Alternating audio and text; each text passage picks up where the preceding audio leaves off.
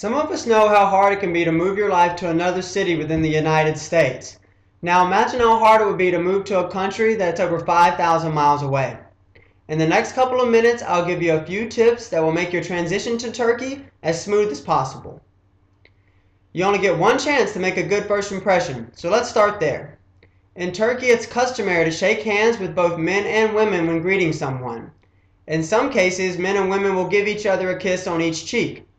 This rule is different for a woman who is highly religious. You can easily tell if someone is so if they're wearing a head covering and fully covered from head to toe. In this case, there should not be any cross-gender handshaking unless initiated by the woman first. Just the polite tip of the head will suffice.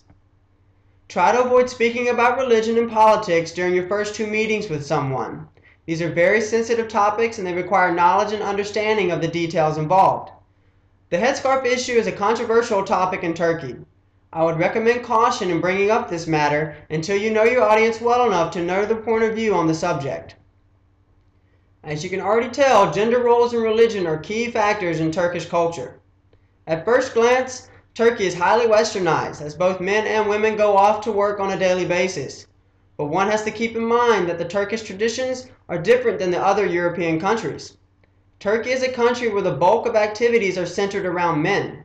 Men are the dominant gender with women taking secondary roles. Men are regarded as providers and women the nurturers. The religion in Turkey is predominantly Muslim, around 98%.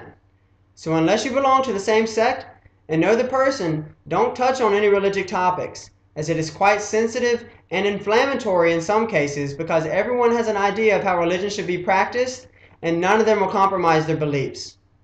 In daily life, a Muslim must not touch or eat pork, drink alcoholic beverages, and must refrain from fraud, slander, and gambling in accordance with the Islamic theology. Lastly, there are some generic tips that can help all expats when settling into their new homes abroad.